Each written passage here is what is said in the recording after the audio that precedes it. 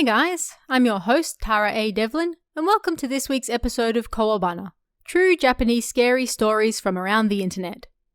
My latest book, Kijo, Japan's Most Notorious Female Criminals, is now out.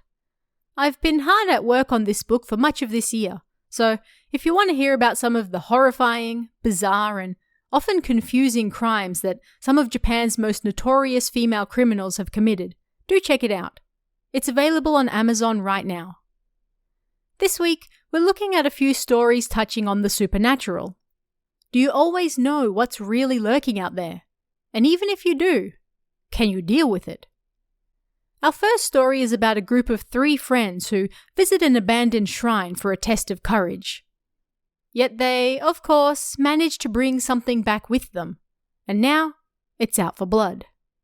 Find out what happens in Spirit Possession.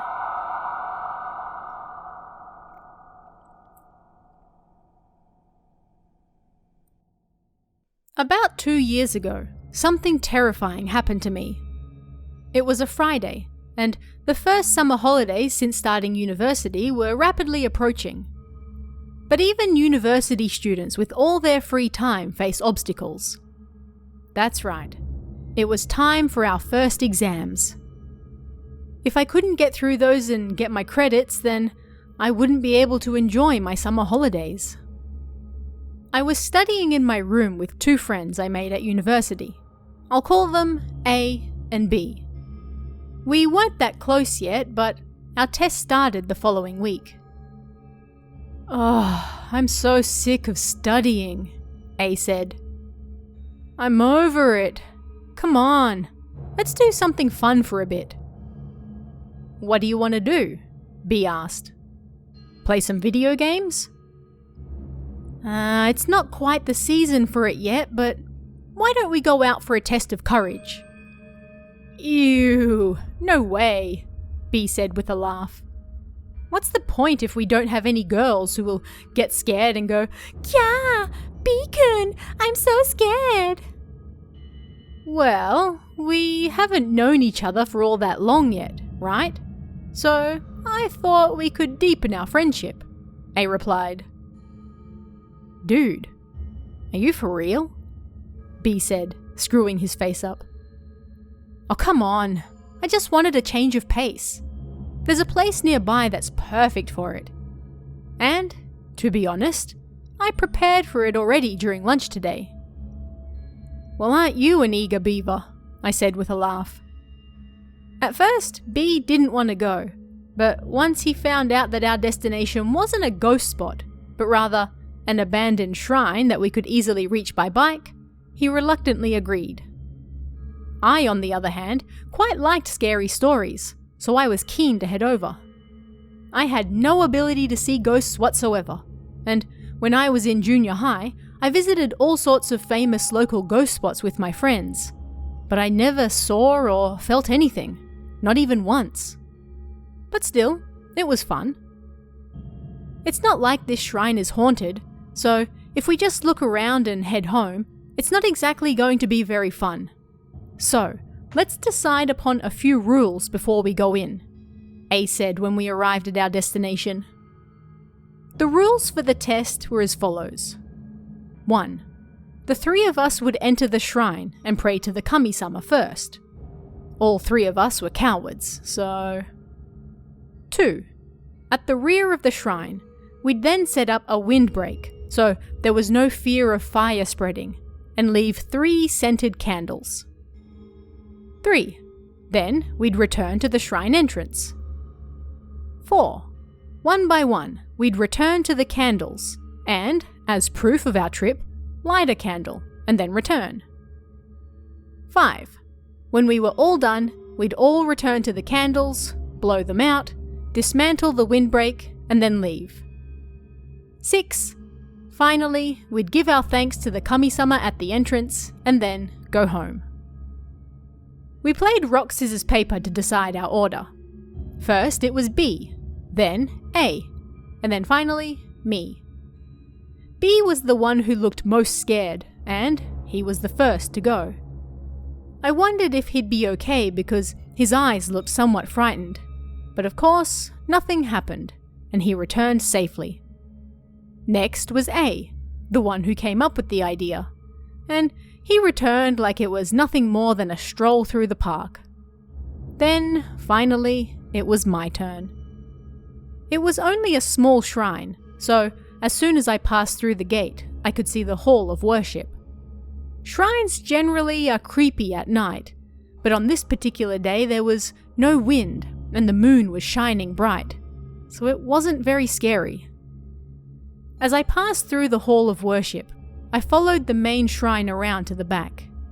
I could see 2 of the candles in the spot where we left them. Looks like nothing is going to happen, huh? I thought with relief and just a little disappointment. I lit the final candle and then returned to my friends. Then, finally, I thanked the kami-sama for allowing me to return safely. I apologized for entering the premises, and then we all parted from the shrine. We were only 10 or 20 steps away from the shrine when I suddenly got chills, and it felt like a piece of ice ran all the way down my back, giving me goosebumps all over.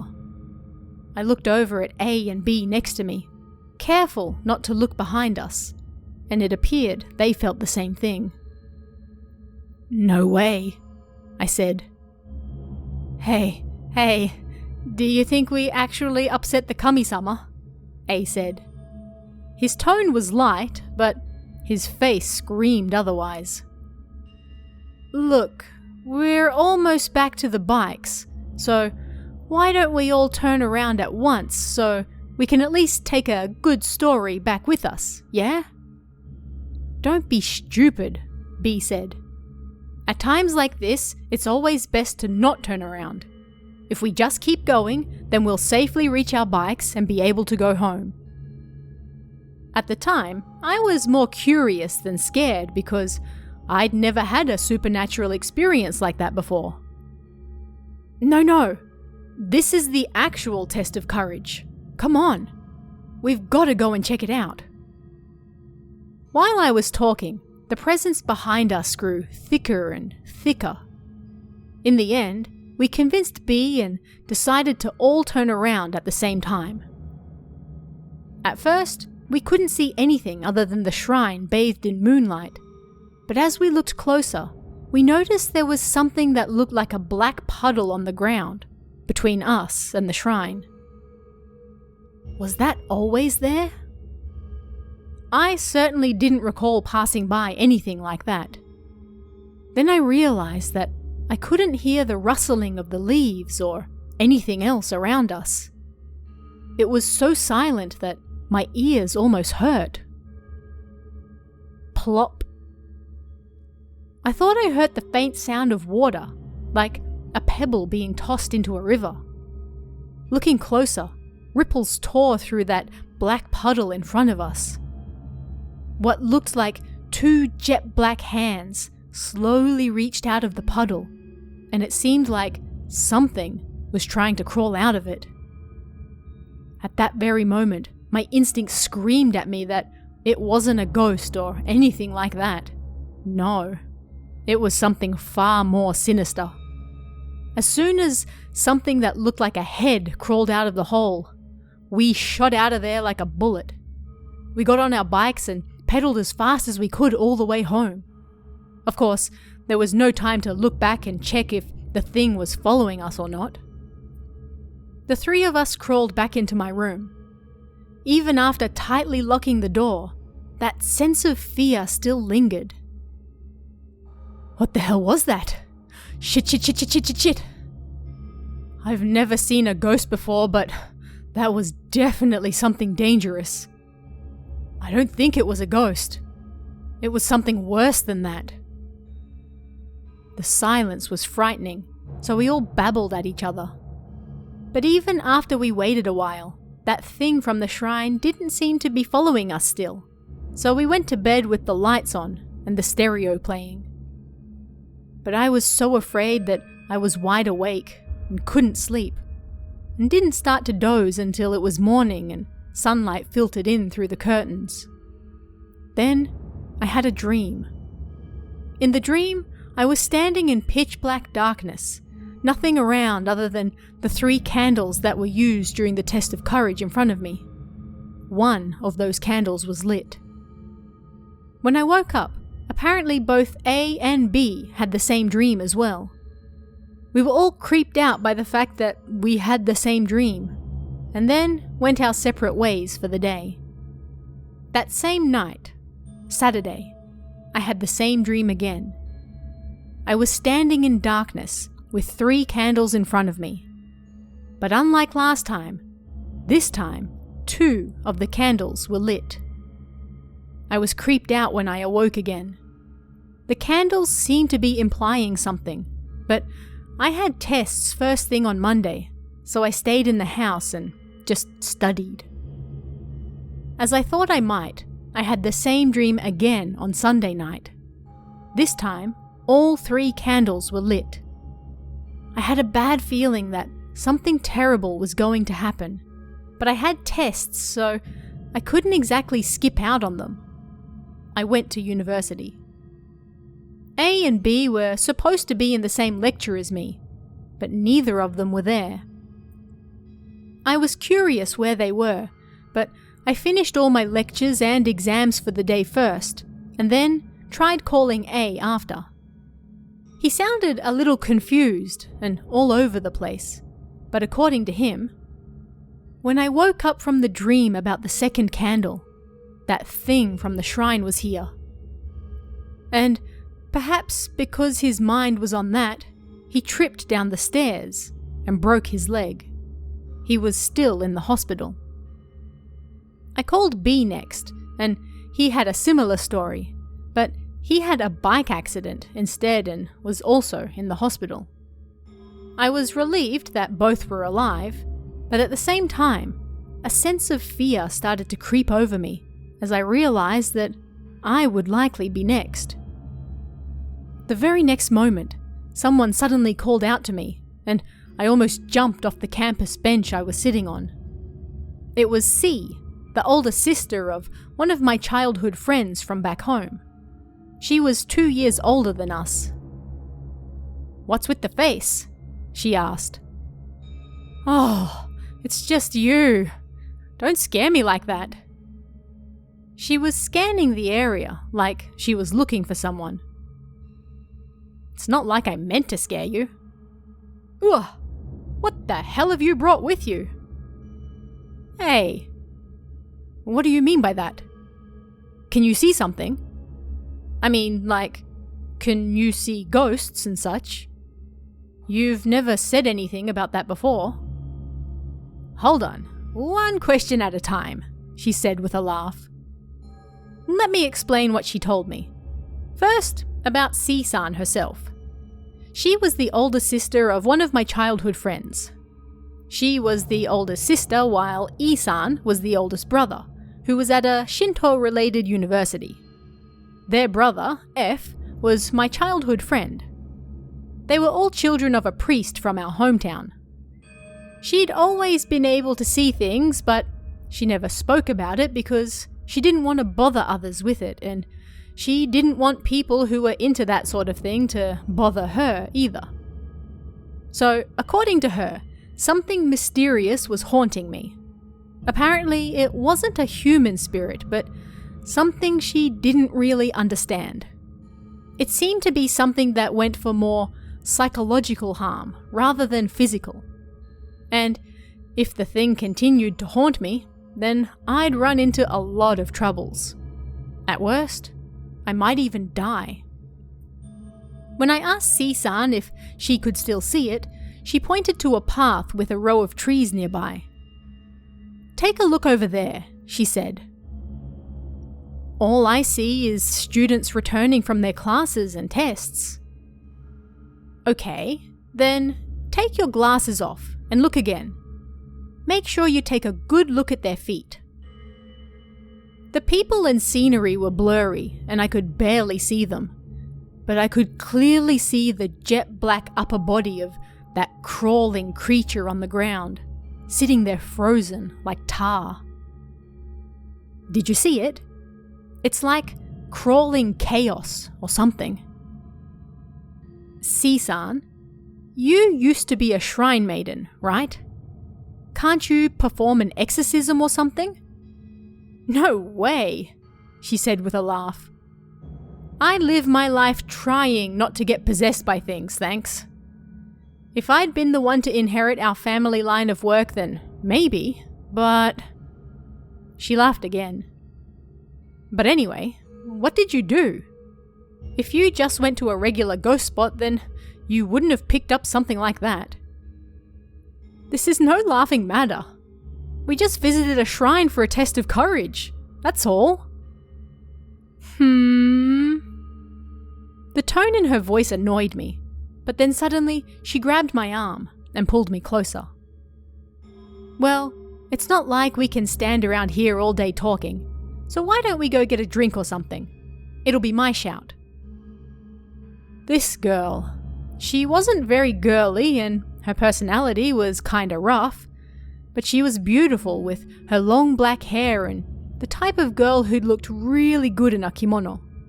So let's just keep it between us that simply talking to her made me kinda nervous.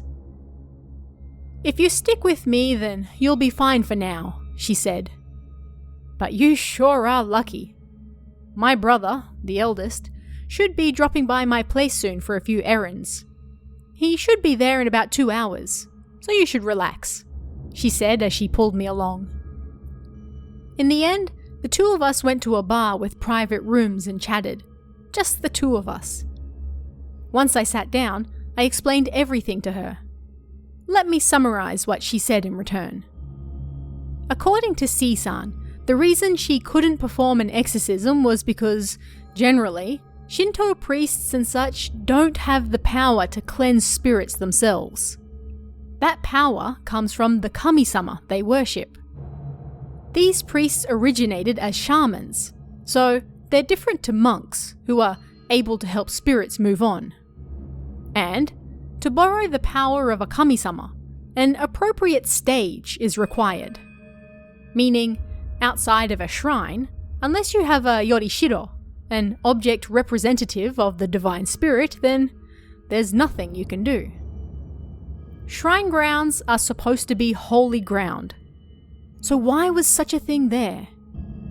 Well, unlike the borders that monks build, shrines are nothing more than a stage for a kami-sama to come down to.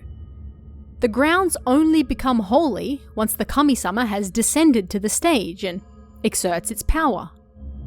Shrines that are properly managed with priests act as holy grounds, so strange things aren't attracted to them. But on the other hand, shrines that are empty or without priests don't act in such a way. They then become dangerous because of all the things that gather there. After hearing all that, I asked a question that was still on my mind. So, why will everything be okay once Isan gets here? According to what you just said, you can't do an exorcism without the kami-sama's power, right? And Isan is still in training, so he's not a proper priest yet. Or are you trying to say that with the two of you combined, you'll be able to handle it? Is that what you're saying? No, C replied. It's true that priests themselves don't have the power to exercise, and that's true of E as well. But he's special in a variety of ways. He's protected by our kami-sama. I don't know how far it extends, but at the very least, spirits and other dangerous things of that sort can't approach, at least as far as he can see. So then, when we visited ghost spots and such as a kid, nothing ever happened to us because E was with us, is what you're saying. Exactly. It's because E was there. She laughed again. But why is he so special? Do the kami-sama ever protect just a single person to begin with? There are shrines all over the country, and the most famous kami-sama are celebrated in various shrines, right?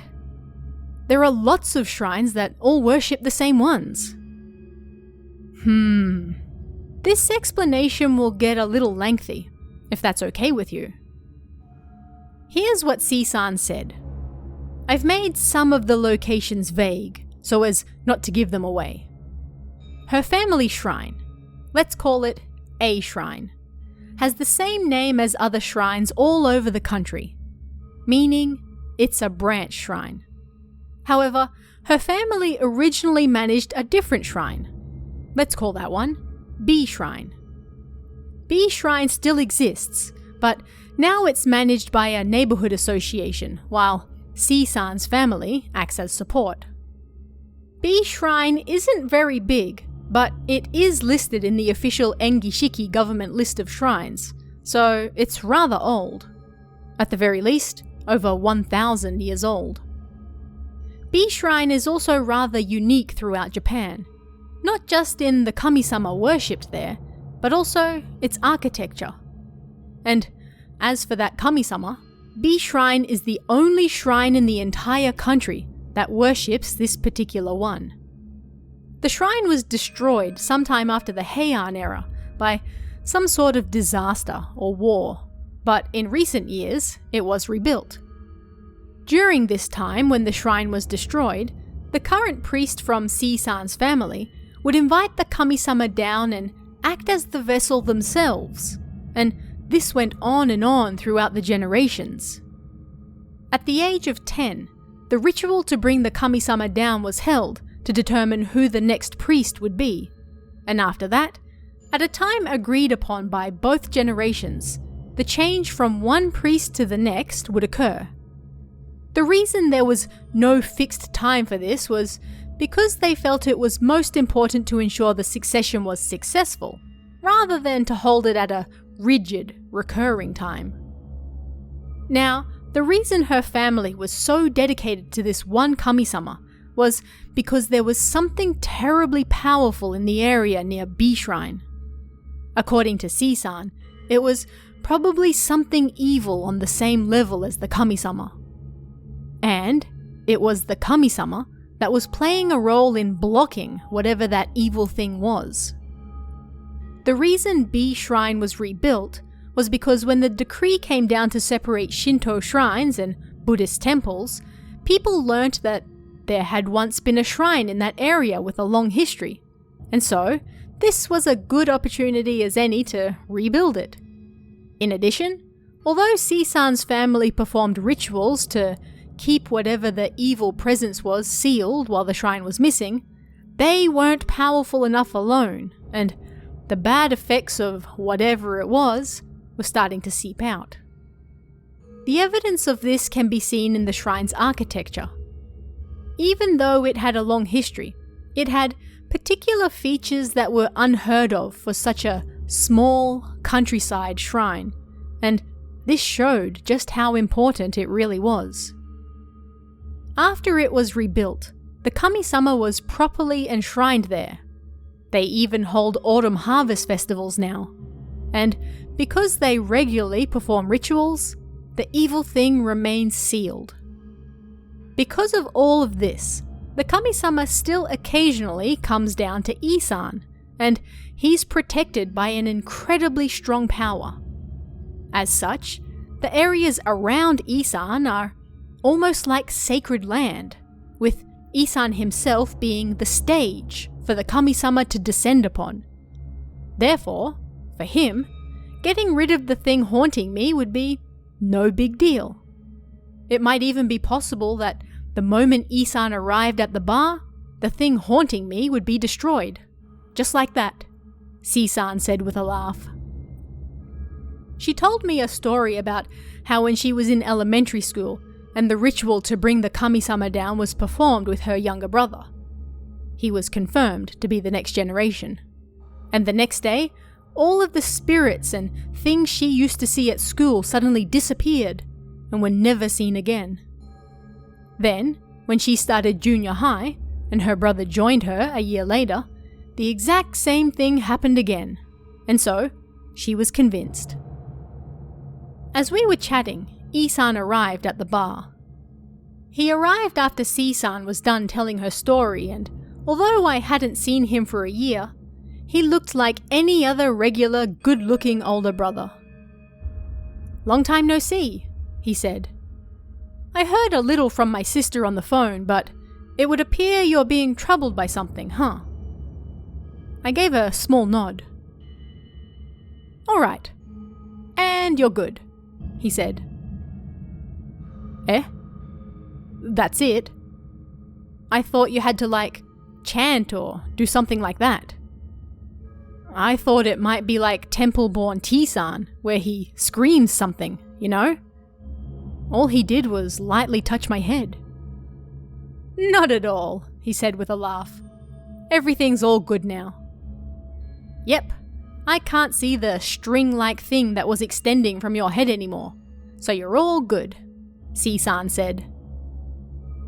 It was a massive anticlimax, but after that, the three of us had a few drinks and then I went home to sleep. I didn't have any more dreams after that. And the following day, I had E-san pay a visit to A and B as well. They were injured, but in the end, they were safe as well, so I was glad.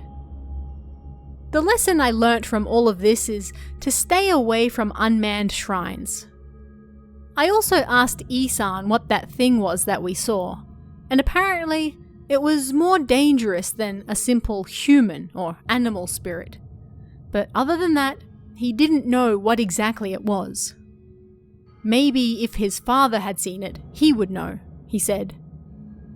And although this kami-sama's name is mentioned in the Nihon Shoki, it's certainly not a well-known one. And it's not like this kami-sama isn't worshipped at all, just that there are no shrines where it's worshipped as the main one.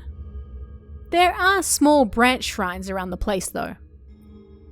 As for what the kami-sama looks like, well, I've never seen it myself, but according to E-san, I don't know if this is the right way to put it as an apprenticed priest, but I think they call it Angel's Ladder, like a single ray of light coming down from between the clouds.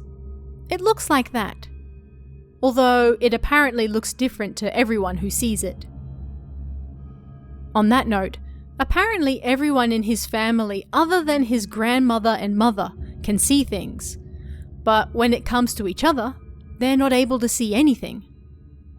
And the reason for that? As C-san explained it, well, we don't really create a sacred area around us like my father or brother, the current and next generations, but those in our family are still somewhat protected by the kami-sama. So if we look at each other, all we see is bright light, you know? She said with a cheerful laugh. Our next story might make you look twice at your phone the next time it rings. A group of friends get a strange message that, by all rights, they shouldn't have received. Why? Because the sender was dead at the time. Find out what's going on in Incoming Message.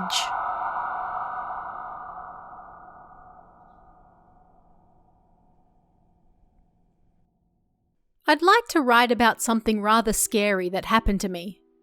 4 or 5 years have passed since then, and everyone involved is still alive and well. It now remains as a scary memory, so I should be able to move on, but at the same time, it really was so strange and I don't really know what it was. Please forgive my lack of storytelling ability and vague phrases. This is something that really happened to me, so it's still all muddled in my mind. It all started when I was out drinking with my friends. I actually wrote about this experience in another thread, but I wasn't able to write it all down, so this time I'd like to try.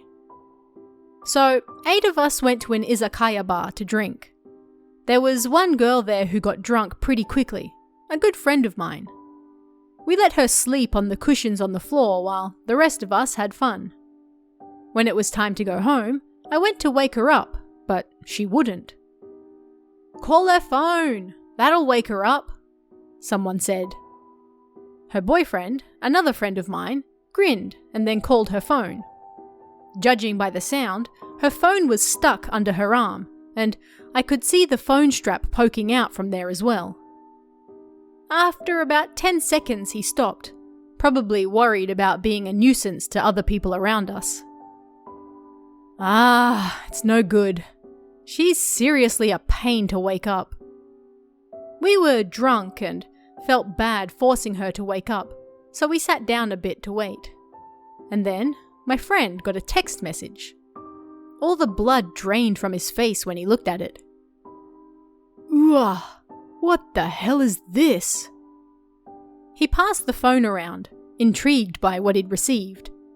The sender was his sleeping girlfriend. The text said, "I'm sleepy, so let me sleep."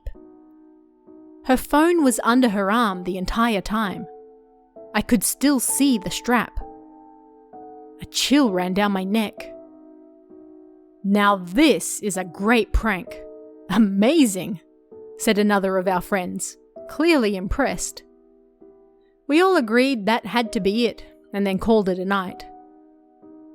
A short while later, I received some shocking news. She had passed away.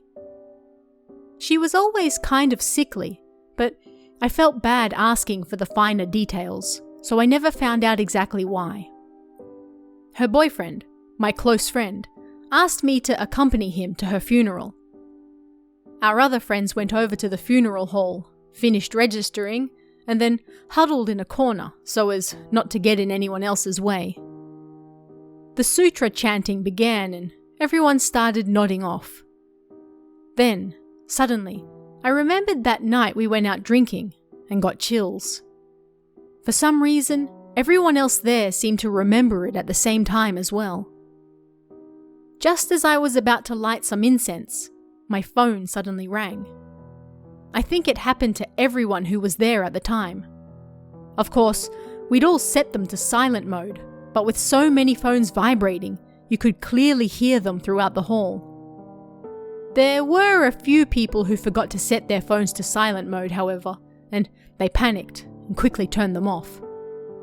Then, just as quickly as it started, all the phones stopped. All at once. All we could do was look at each other in silence. When we left the funeral hall, we all checked our phones and we definitely had a missed call at the same time. Not only that, but it was from an unknown number. It was like the setting to block unknown numbers meant nothing, and some of the girls there started to panic. We went to a nearby cafe to talk about what happened. We explained everything to those who hadn't been at the izakaya that night, and they also told us some incidents we didn't know about. As it turned out, the girl who died was a rather creepy person. The girl I knew was introverted, quiet, and honestly, rather plain. I didn't pay too much attention to her because my friend liked her instead.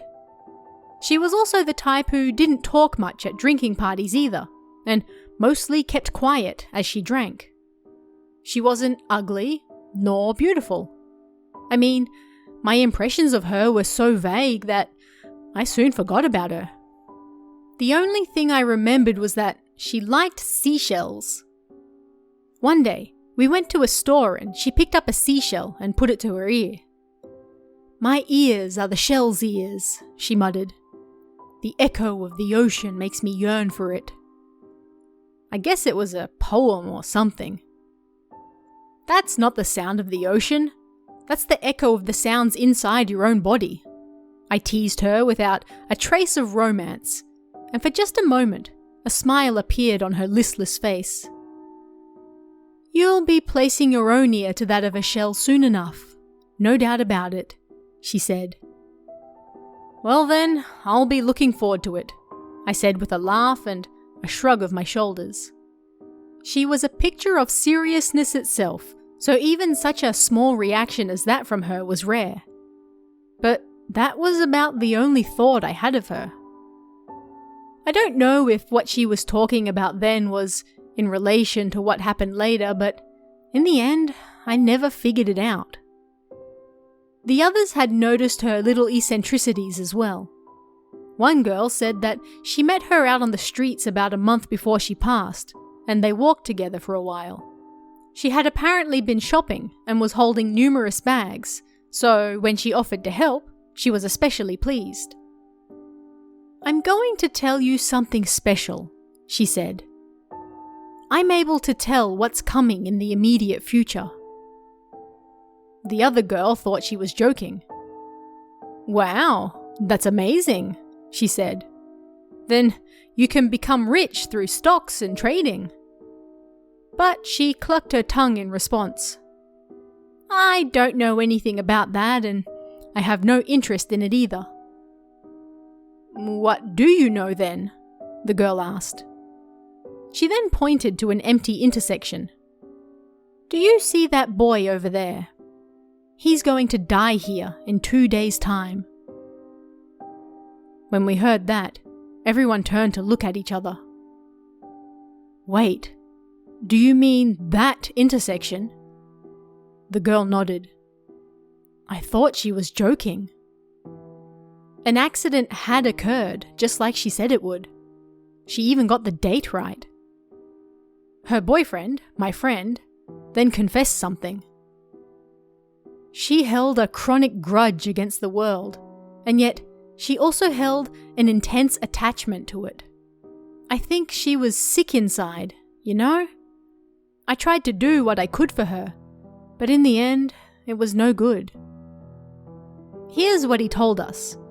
They first met at their part-time job and soon started dating, and she often talked to him about all sorts of things. Sometimes she rambled so much that things didn't make any sense. She couldn't maintain her train of thought. Things always broke apart. I wonder if it was something like Alice in Wonderland syndrome. My friend also wondered if she was schizophrenic, but he couldn't just ignore her, so he always heard her out.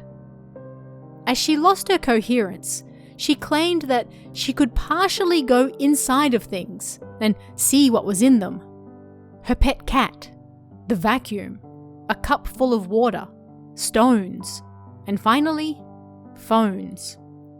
When she slept, she could apparently manipulate her phone even whilst unconscious. Maybe there was a part of her in the phone, or she had actually become the phone. At the time, we tried to think of it as some elaborate prank someone was trying to play. But it wasn't the kind of prank that could be pulled off even if someone tried. The phone settings must have been because of some fault in the phone. It pissed me off to think that someone would blaspheme a dead person like that. My friend was pretty damn exhausted at the time as well. Things had gotten awkward, so I decided to go home. I also decided to forget all about what happened at the funeral with the phones. Just then, our phones went off again. It was a text message. The sender was unknown. Everyone received the same thing. "Hey guys, did you have fun?"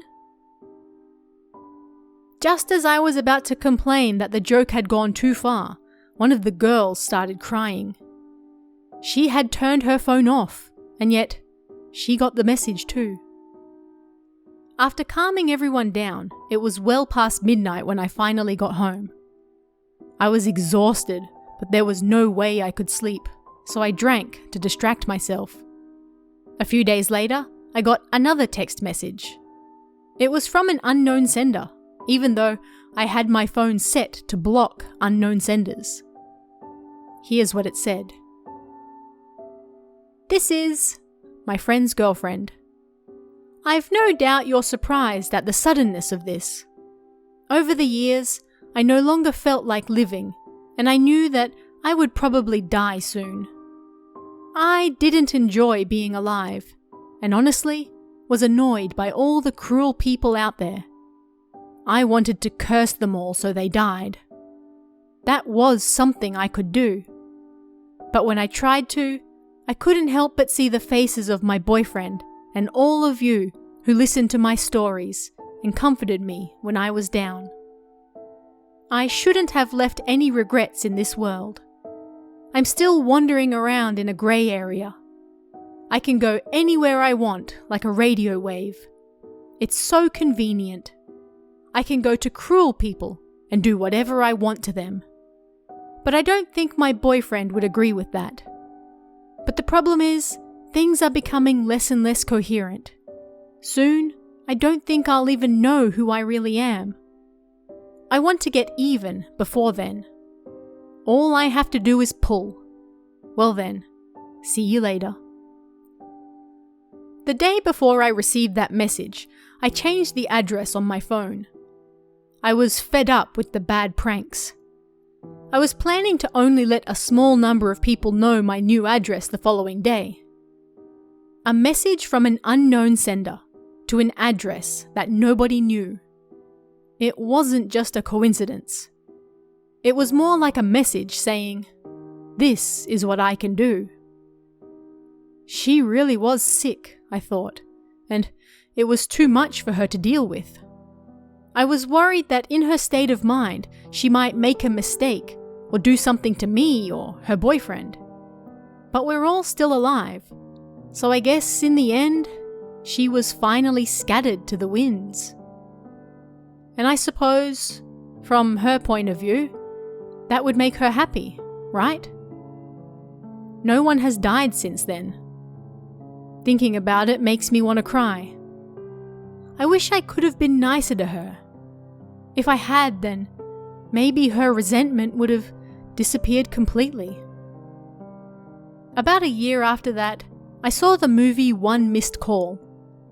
I'm glad things didn't end up like that. Our last story this week features an office worker who spots something he shouldn't have on the building's security cameras.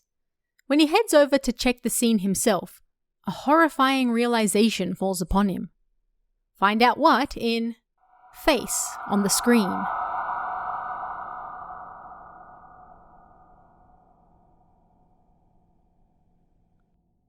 This happened when I was about to return home from work one day. Our workplace has several surveillance cameras installed around the building. All of these cameras were displayed on a single monitor in the office on the first floor where you could see what was happening all at once. Business hours were over for the day, and I was the only person left. I went around each area to check that everything was locked, and then I looked at the monitor. One of the images from a single surveillance camera was flickering on the screen. It was a camera from Section A. What's going on? I thought. As my eyes widened in shock, I saw what looked like a shadow pass by the camera. Everyone had already gone home for the night. It couldn't be an intruder, could it? Thinking it would be too late if something happened, I made my way over to Section A, where I had seen the shadow. When I got there, the area was quiet, and not only was there no sign of a person, there were no signs of life at all. I turned the lights on to check everything, but there was nothing out of the ordinary. I looked up at the camera, installed about 4 meters above the ground, and it was working perfectly fine as well. I must have just been seeing things, I thought. I returned to the office and checked the monitor again. And, as expected, the camera in Section A alone was still flickering. I must have seen something because the image was so warped that just happened to look like a person. Or so I thought. Wah! I screamed in surprise. My heart started beating wildly and my entire body broke out in a cold sweat. A pale face looked right into the camera from Section A, displayed clearly on the screen. Next thing I knew, although I don't remember it clearly, I was running from the building. What was that face I'd just seen? There wasn't supposed to be anyone else around. Not only that, but the camera was located 4 meters above the ground. There was no way that face should have been able to look so closely into it. There were no ladders or steps or anything to stand on in Section A. I'd worked at that company for a long time, but I'd never once heard any strange rumors about the place. I'd never once experienced anything strange myself either. When I returned to work the next day and checked the camera for Section A, it wasn't flickering or anything. I think that Maybe I was just seeing things that day. That was all. I still get chills when I remember it now though, and I don't really like going to Section A when I'm alone. A massive thank you and shout out to this week's Cummy tier members, Baked Beans and Nocturne. It's thanks to your support, along with everyone else, that I'm able to keep doing this show, so thank you very much. Don't forget to pick up Kijo, Japan's most notorious female criminals, available on Amazon right now. And check out our newly revamped merchandise store at kowabana.store. And if you'd like to chat about this week's stories, come and join us in the Kowabana Discord. You can find that link in the description or on kowabana.net. You can also check out our Patreon at patreon.com/TaraADevlin for exclusive bonus stories and extras, or our YouTube channel at youtube.com/KowabanaJapan for all sorts of Japanese horror you won't find anywhere else. Thanks guys, stay safe and I'll see you again next time for even more Kowabana, true Japanese scary stories from around the internet. Want even more scary stories? Head over to kowabana.net for new translations every week. You can also join our Patreon for exclusive stories you won't find anywhere else. Head over to kowabana.net now.